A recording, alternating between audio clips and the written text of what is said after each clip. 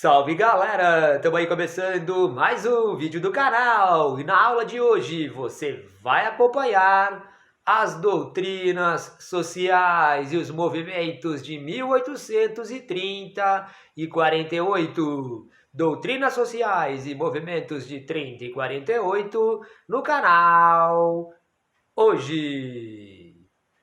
Bem, gente, vamos então começando nossa aula desta semana e vamos falar um pouquinho, primeiramente, sobre os efeitos da Revolução Industrial para a sociedade europeia do século XIX. Evidentemente que a partir da Revolução Industrial, duas novas classes sociais surgiram. De um lado, você tem os donos dos meios de produção, ou seja, das máquinas, das ferramentas, das fábricas, que é a burguesia, e a burguesia vai formular uma filosofia, uma doutrina ligada a ela, para explicar o mundo, que é o liberalismo. Bom, sobre o liberalismo, eu já comentei sobre Adam Smith, entre outros, no nosso vídeo sobre o iluminismo, certo? Agora, vamos falar que tem também a classe trabalhadora, a classe operária, a classe proletária. Esta classe também formulou doutrinas, filosofias e pensamentos ligados a ela. Quero falar nessa primeira parte da aula sobre isso. Então, primeiramente, a primeira doutrina social que vou comentar com vocês, ligadas à classe trabalhadora, é, no século XIX, o socialismo. Bom, quando a gente fala da palavra socialismo, logo lembramos no século XIX da figura de Karl Marx. Bom, Karl Marx não foi o primeiro cara a falar sobre o socialismo. Na verdade, em 1848, ou seja, lá na metade do século XIX, ele ainda jovem escreveu um manifesto de juventude. Esse manifesto é chamado Manifesto do Partido Comunista de 1848. Ali ele diz que ele defende um certo tipo de socialismo e que outros antes dele existiram, mas que eram utópicos. É daí que vem essa expressão socialismo utópico. A palavra utopia esteve colocada primeiramente num livro da época do Renascimento, de Thomas Morus, chamava Utopia o livro. Utopia é o não lugar. E era uma ilha neste livro. Uma ilha onde tudo dava certo, todo mundo era feliz. E aí, a partir dali, desse livro da época do Renascimento, a palavra utopia se associou a coisa difícil de acontecer. E o Marx, no século XIX, estava falando de um socialismo que ele chamava de utópico. Por quê? Porque, segundo Marx, quem deveria melhorar o mundo para a classe trabalhadora seria o próprio trabalhador. Mas algumas pessoas defendem algumas teorias as quais esta transformação no mundo não está na mão do próprio trabalhador. Ele deu exemplo, por exemplo, em relação a um cara chamado Robert Owen. O Robert Owen é exatamente aquilo que a gente fala de o bom empresário, o bom patrão, não é? Ele na fábrica dele na Inglaterra, ele acabou aumentando o salário dos trabalhadores, ele acabou diminuindo a jornada de trabalho, ele fez creches e escolas para os filhos dos trabalhadores, ele deu uma vila operária, ou seja, uma casa ao trabalhador, distribuiu lucros, né? Então ele falou sobre esse Robert Owen, que então é colocado como um cara que trabalhou para melhorar a vida do trabalhador. Só que, assim, se a gente for esperar que todo mundo na vida, todo patrão, seja igual ao Robert Owen, nunca vai acontecer transformação alguma. Até o próprio Robert Owen acabou sendo expulso pelos demais empresários ingleses da própria Inglaterra e teve que se mudar para os Estados Unidos, uma vez que ele estaria dando um mau exemplo, porque os trabalhadores das outras empresas queriam o mesmo que ele estava dando aos trabalhadores dele. Agora, tem também, dentro desse socialismo dito utópico, né, um cara chamado Charles Fourier. O Charles Fourier tem uma proposta muito interessante, né? Ele chamava de construir os falancérios. Os falancérios. Seria assim, os trabalhadores poderiam se juntar em grupos até 1.600 pessoas. Eles poderiam então mudar-se, todas as pessoas, para uma propriedade, não é? Seria uma fazenda agroindustrial, em que eles teriam cada família, cada pessoa um apartamento, e ali as pessoas trabalhariam em prol da comunidade, cada um trabalhando naquilo do qual tem aptidão. Por exemplo, se eu estivesse lá, eu, André, no Falansterios, eu daria aula para as pessoas. Enquanto outra pessoa estaria aos cuidados da cozinha, outras pessoas da agricultura, outras pessoas de pintura, carpintaria. Ou seja, se você juntar todos, você tem uma massa de trabalho que um vai ajudando e um complementando o outro. E aí, este mundo seria um mundo autossuficiente, completamente longe e distante do restante do mundo. Então, esta é uma ideia interessante do falanstério. A pergunta que você fala é, André, isso dá certo ou não dá certo? Muitos foram, houve uma tentativa de muitos na Europa no século XIX. E teve um que deu certo. Teve um que existiu até 1968. O próprio amigo do Marx lá, o Friedrich Engels, fez aquele comentário, né? A gente não pode ficar defendendo e jogando todas as nossas fichas numa teoria em que só uma vez dá certo a teoria, né? Então, os falansterios foram uma proposta do Charles Fourier, mas que, assim, ficou mais em teoria do que na prática, porque todas as teorias, todas as práticas, elas levaram ao fracasso do falanstério. Bom, então o Marx e o Engels dizem que iriam propor alguma coisa mais concreta. A transformação estaria na mão dos próprios trabalhadores. E o Marx e o Engels colocam então já em maturidade, a partir do livro O Capital, que é da década de 1860, que eles teriam descoberto como se dá o processo histórico. Né? Então há uma maneira de você olhar o processo histórico. A isso eles vão chamar de materialismo histórico dialético. Ou seja, alguns vão chamar isso de socialismo científico. Eu vou chamar isso de socialismo do Marx, ou teoria marxiana. Materialismo histórico dialético é uma proposta de uma análise da sociedade por meio da sucessão de modos de produção. Ou seja, de acordo com a época histórica que você estuda, os meios de produção, ou seja, as ferramentas, não é? Aquilo que é utilizado para o trabalho, está organizado de uma determinada maneira. E de acordo com essa organização dos meios de produção, você tem um modo de produção. Ou seja, você tem o escravismo lá na antiguidade, você tem o feudalismo lá na Idade Média e o capitalismo no mundo moderno e contemporâneo. Cada época, quando você observa essa época histórica, esse modo de produção, tem uma classe social dominante e uma classe social dominada. Então, segundo Marx, se você olhar isso aí, você observa claramente de que hoje em dia tem a burguesia e o proletariado. Está na mão do proletariado, então, essa responsabilidade de fazer uma revolução e transformar o mundo para levar o mundo a ser mais igualitário. Então essa é a análise que o Marx faz por meio do materialismo histórico dialético. Então teria um socialismo mais utópico e um socialismo mais ligado às ideias do Marx, que alguns chamam de socialismo científico. Muito bem. Agora, há também uma outra ideia que vem de um outro grupo de trabalhadores, que é o anarquismo. O anarquismo, ele é absolutamente contra a figura do Estado burguês.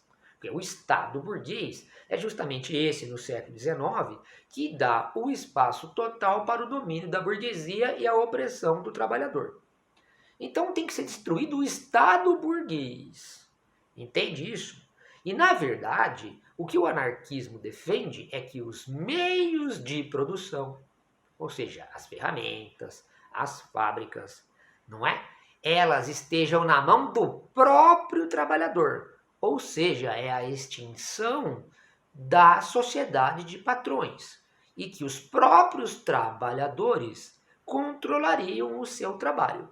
e organizariam o mundo por meio de sindicatos e federações de trabalhadores. E seriam esses sindicatos de trabalhadores e federações de trabalhadores que decidiriam como seria o mundo dali para frente. Por isso, o anarquismo não é uma sociedade sem governo, sem leis e sem destino. Apenas é uma sociedade em que os meios de produção estariam na mão do próprio trabalhador. Socialistas ligados ao marxismo e anarquistas, em 1864, resolveram formar a Associação Internacional dos Trabalhadores, AIT, a primeira internacional dos trabalhadores. E essa primeira internacional dos trabalhadores não deu muito certo não, porque os socialistas ligados a Marx e os anarquistas ligados, por exemplo, a Proudhon ou Bakunin, o Bakunin dizia que para chegar a essa sociedade que o trabalhador ele controla os meios de produção só com a violência mesmo. Tanto que vários anarquistas desta época, no final do século XIX, acabaram assassinando o rei da Itália, o presidente dos Estados Unidos, o McKinley, lá em 1898, né? A ideia do anarquismo e movimento violento, ligado a Bakunin. Então esse pessoal anarquista, esse pessoal socialista se encontrou nessa primeira internacional, nessa primeira reunião dos trabalhadores em 1864, e eles discordavam, né? Enquanto os ligados a Marx, né, os marxistas defendiam que deveria ter uma revolução dos trabalhadores. Tem que ter uma revolução dos trabalhadores. Os anarquistas também acham que tem que ter uma revolução dos trabalhadores. Só que depois, né, da revolução, os marxistas defendem que tem que ter um Estado. Que esse Estado ele tem que estatizar todos os meios de produção para justamente impedir a reorganização da burguesia e que ela volte. Os anarquistas não querem, né? Eles querem que os próprios trabalhadores tenham as suas próprias federações e que livremente criem, né, as suas próprias regras e leis dali para frente. E isto gera um desentendimento total e essa primeira internacional dos trabalhadores ela foi dissolvida. Mais à frente, em 1889, houve uma segunda internacional dos trabalhadores, mas daí já predominou um outro tipo de ideia, uma ideia que vem dos alemães, né? A social-democracia. Então tem inclusive o Partido Social-Democrata Alemão. A ideia da social-democracia seria manter o capitalismo.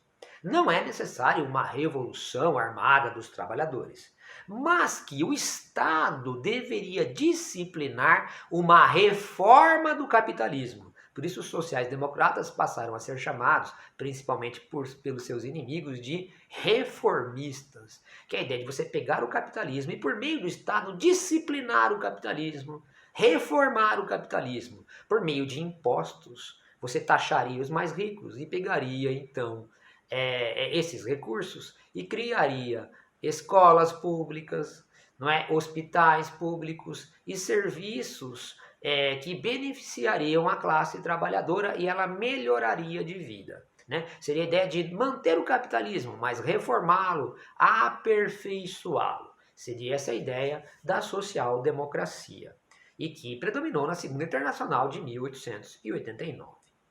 Bom, nessa história toda, até a igreja também deu o seu pitaco. Surgiu a doutrina social da igreja. O Papa Leão XIII fez da bula Rerum Novarum. E essa bula Rerum Novarum é uma proposta da igreja. Imagine, a igreja no final do século XIX vive uma crise existencial. Até a Idade Moderna, ela era a instituição que tinha a legitimidade de explicar as coisas. De repente, a partir do século XIX e do XX, a ciência meio que ocupou esse espaço. Então a igreja ela precisa se recolocar. Então o Papa Leão XIII, em sua bula, ele acaba propondo que a igreja seria a instituição perfeita para fazer uma mediação entre a classe do capital, que é a burguesia, e a classe do trabalho, que é o proletariado. Então a igreja faria a mediação entre o capital e o trabalho. Seria meio assim. A igreja ela é contra o socialismo, contra o comunismo, porque é ateu.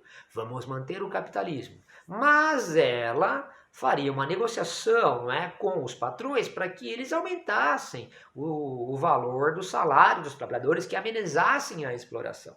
né? E em troca, logicamente, que os trabalhadores até podem fazer o seu sindicato, mas tem que agora, com os salários aumentados, ir trabalhar e não reclamar mais.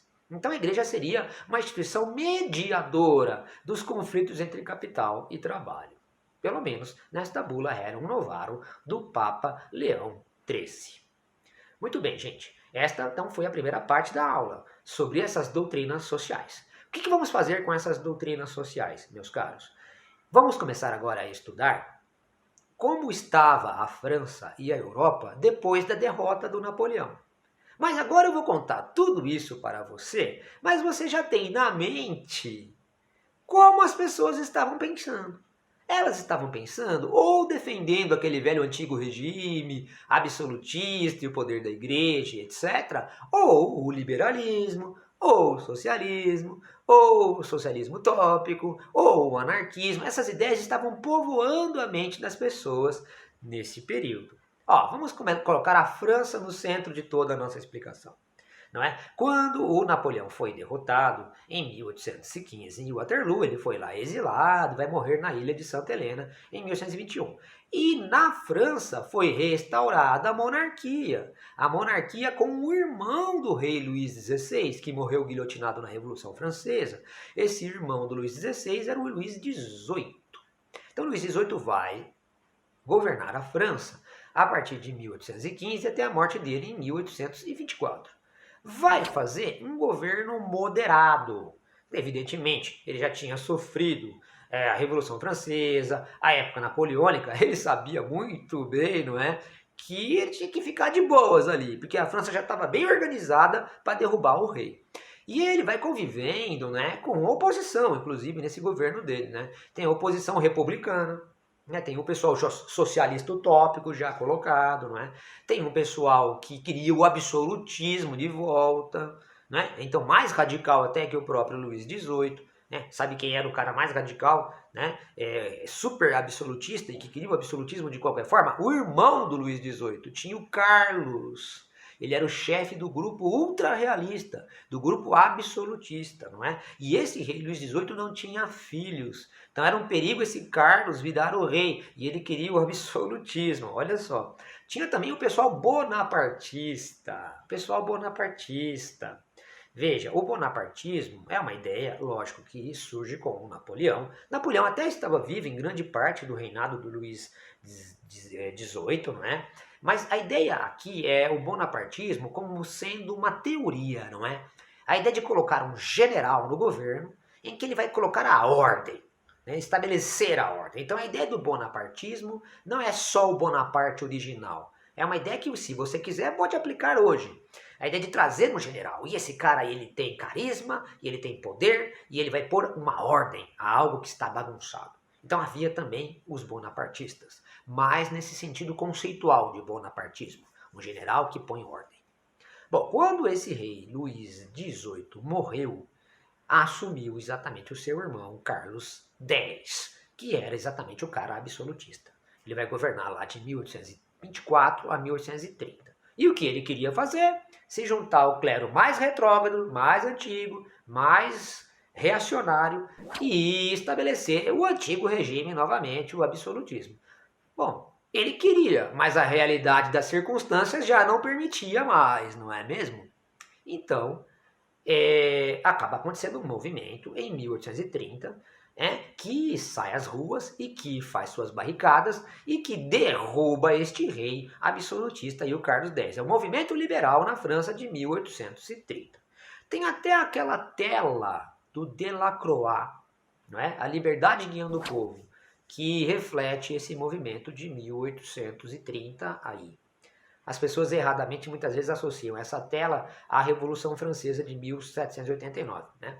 Tem até aquele contexto daquele livro do Victor Hugo, né? Os Miseráveis, se passa também nesse momento. Os caras não foram tão radicais assim, porque eles derrubaram o rei Carlos X, que queria ser absolutista, mas foi mantida a monarquia, não é? Pegaram um cara da família Orleans, então tiraram os Bourbons, esse cara, Luís XVIII e Carlos X era Bourbon, era da família Bourbon, e colocaram um cara da família Orleans, não é? O Luiz Felipe. O Luiz Felipe, desde jovem, ele tinha uma tendência liberal. Então foi colocado um rei que tinha em juventude uma tendência liberal, que é o Luiz Felipe a partir de 1830. Mas eu queria dizer para você que este acontecimento na França em 1830, ele exatamente repercute, né? Ó, é a explosão, porque dá força para que esses movimentos liberais e nacionalistas comecem a se espalhar pela Europa. Afinal de contas, os caras derrubaram o rei na França. Então, por exemplo, isto leva a própria Bélgica a conseguir a independência frente à Holanda em 1830. Aliás, a própria Inglaterra ajuda a Bélgica nesta guerra de independência contra a Holanda, né? A Inglaterra acaba assinando um acordo com a Bélgica, que sempre era Inglaterra ajudará a Bélgica se sua independência for colocada em xeque. Em 1914, a Alemanha invadiu a Bélgica e a Bélgica usou esse tratado para chamar a Inglaterra na defesa. Foi aí que a Inglaterra entrou na Primeira Guerra Mundial, em alusão a esse tratado de 1830. Também a Polônia tentou fazer sua independência frente à Rússia, mas não conseguiu. Então há também em Itália, né, toda uma ideia de tentar juntar os reinos que existiam na Itália, eram 7, para formar um país só unificado chamado Itália. Então começa a surgir o nacionalismo que lá na frente, na década de 1860, vai levar a Itália.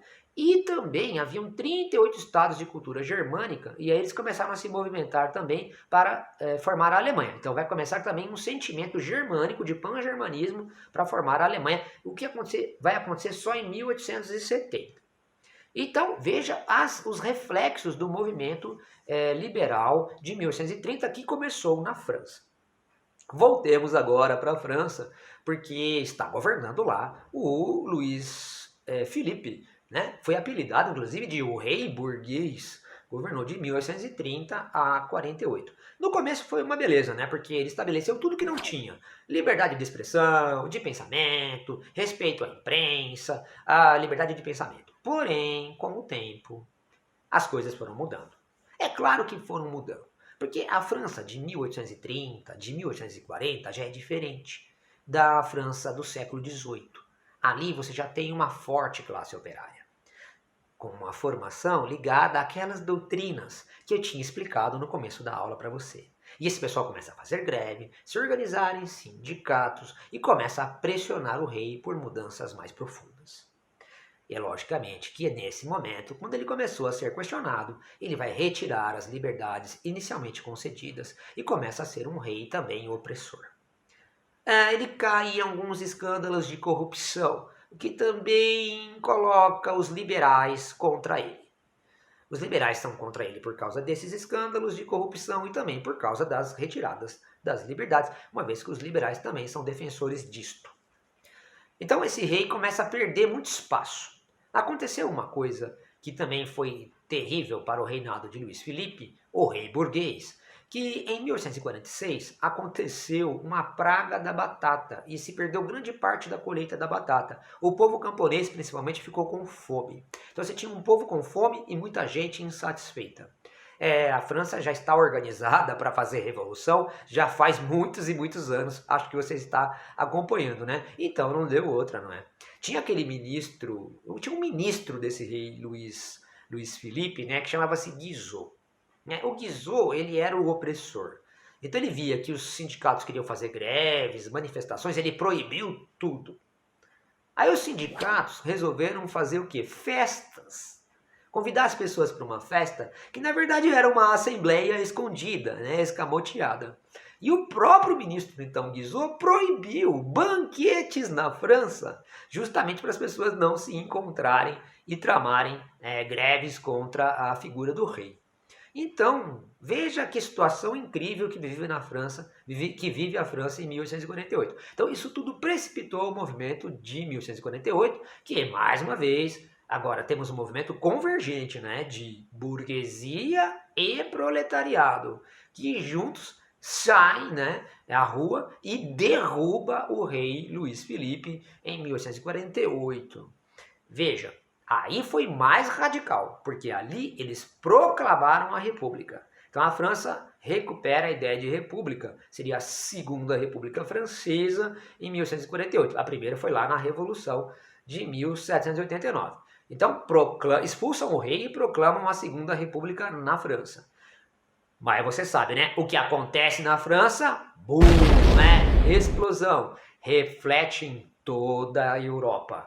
Então, tem uma série de movimentos que vão a seguir a essa proclamação da República na França. Itália e Alemanha começam para valer suas guerras para a unificação, tanto italiana quanto alemã. E sem dúvida nenhuma, na Áustria, que era o lugar mais antiquado, conservador, né, tinha sido o lugar do Congresso de Viena de 1815, tinha o príncipe que tinha organizado o Congresso de Viena lá em 1815, o príncipe Metternich. Ele foi expulso de Viena, não é? O cara foi expulso de Viena. Então houve uma guerra total na Europa contra o antigo regime. 1848 é chamado de Primavera dos Povos, né? Primavera dos Povos Europeus. Então o pensamento liberal e nacionalista de fato venceu. Venceu mesmo, e estava claro para a nobreza, que era ligada ao antigo regime, que naquele momento não adiantava mais, que o antigo regime não ia retornar mesmo. Não tinha jeito. E você sabe, né? Quando você não pode ir contra o seu inimigo, melhor se juntar a ele, né? Então, nesse momento, a nobreza acabou se submetendo à visão de mundo burguesa e liberal. Então, o liberalismo triunfou em 1848. A burguesia triunfou, não é? Toda a organização política e econômica da Europa a partir da metade do século XIX é liberal já. Então, você mantém uma fachada de monarquia. Isso até a Primeira Guerra Mundial, 1914, vai ser bem claro. Você mantém uma fachada de monarquia, mas a política toda já é liberal. E aí, você já tem um contraponto. Agora, o novo contraponto, a partir de 1948, então, de um lado você tem a burguesia, o liberalismo, a sociedade liberal. Do outro lado, você tem o proletariado e você tem as ideias socialistas e anarquistas, né, como uma competidora. O liberalismo passa a ser o dominante e agora o seu contraponto, a sua contradição, passa a ser o socialismo da classe operária, o anarquismo da classe operária. Isso exatamente no meio do século XIX, a partir de 1848. Tem aquele livro do Eric Hobsbawm, né? A Era das Revoluções, 1789, 1848. Até no Brasil tem até alguns reflexos de 1848, né? Tem aquela revolta praieira de 1848, no segundo reinado lá no Brasil. Agora, olha só, vamos voltar agora, vamos voltar à França, porque derrubaram o Luiz Felipe, e agora tem um governo republicano na França, é o governo provisório. Esse governo provisório então marca que pela primeira vez tem um governo de convergência, né, de junção entre burguesia e proletariado no governo provisório. É a primeira vez e vai ser a última, não é? Conforme a minha explicação alguns segundos atrás. É a primeira vez que burguesia e proletariado estarão juntos num governo provisório e vai ser a última, porque depois eles vão se separar, cada um para o seu interesse e cada um para o seu lado, né? Tanto que neste governo provisório aparece as oficinas nacionais, né?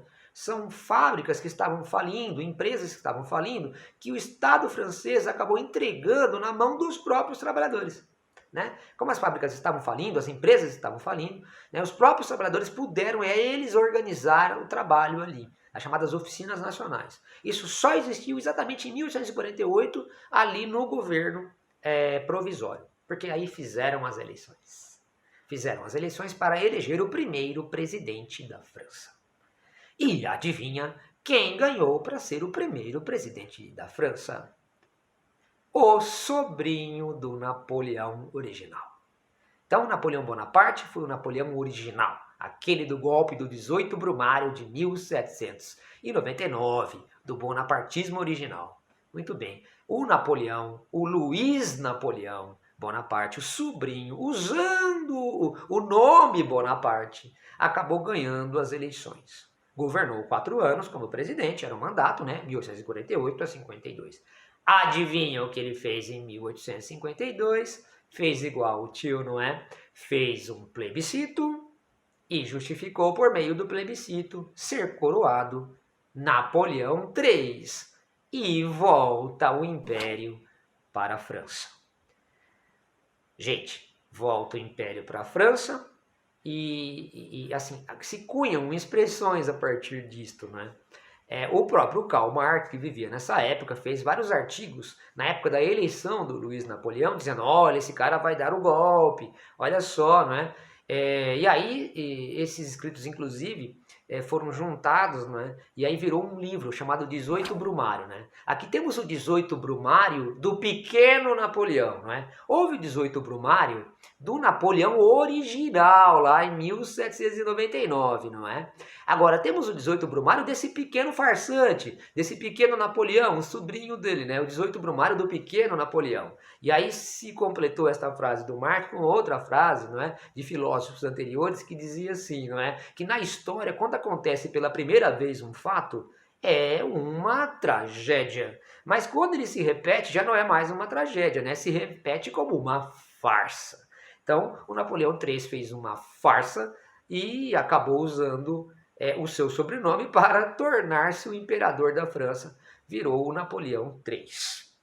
Sobre o governo do Napoleão III, é bom destacar que ele tem, primeiro, uma prática de reformar Paris. Então ele vai reformar, se você for visitar Paris hoje, é a Paris depois da reforma de 1860 e em diante, não é? Barão Haussmann, a ideia de largas avenidas, grandes praças, bulevares, prédios com fachadas rebuscadas, exatamente para acabar com aqueles becos e vielas que eram favoráveis, né, essa arquitetura a fazer as barricadas e as revoluções populares. Então a arquitetura já não é mais uma arquitetura para as pessoas se encontrarem e se rebelarem, dificulta, não é? Então tem toda essa reforma de Paris a partir de 1860. E também ele tem uma política externa muito agressiva. É aí que a França, por exemplo, começa a colonizar a Indochina, né? Laos, Camboja, o Vietnã. Também junta a França com a Inglaterra contra a pretensão da Rússia de pegar a Ucrânia, né? A chamada Crimeia, um pedaço da Ucrânia. Né? Esse problema existe até hoje, né? Mas teve essa guerra da Crimeia de 1853-56, em que então tem uma intervenção francesa junto com os ingleses contra os russos, para que os russos não consigam pegar essa área lá da Ucrânia. Aliás, é a primeira guerra em que tem uma fotografia, né? As fotografias passam a existir retratando guerras a partir dessa guerra da Crimeia. E também onde aparece uma enfermeira chamada Florence Nightingale, em que ela faz todo um procedimento para higienização, né, dos hospitais militares, fazendo uma revolução, né, nos hospitais militares a partir da atuação dela. Ela passa a ser então o símbolo da enfermagem, né, essa Florence, né, a enfermeira inglesa na Guerra da Crimeia. E também, olha que interessante, né, o Napoleão III acabou fazendo uma intervenção no México. O México não tinha a cela da dívida externa que tinha com a França. E o Napoleão III usou disto para impor um amigo, um nobre europeu, que era amigo dele, né, um nobre da família Habsburgo, um austríaco, não é, Maximiliano, como o imperador do México, lá na década de 1860. Então ele impôs um império, um imperador ao México, amigo do Napoleão III da França. Foi uma experiência terrível, né? Porque esse Maximiliano acabou lá no México fuzilado. Não deu muito certo, não. Aliás, não deu muito certo o final da guerra. Aliás, o final do governo do Napoleão III, porque ele acabou entrando numa guerra contra a Prússia. E essa guerra contra a Prússia vai acabar marcando a derrota da França e a própria caída do Napoleão III. A derrubada, né, do seu império. Mas não vou falar disto, porque isso é um próximo assunto. Exatamente o próximo assunto que falaremos em História Geral, que é a unificação italiana e alemã, vai terminar justamente aí nessa derrota do Napoleão. Daí falaremos com mais detalhes sobre esse assunto. Beleza? Obrigado por assistir esse vídeo até aqui. Aproveita, deixa seu like. Se inscreve no canal, ativa o sininho, compartilha e tamo junto!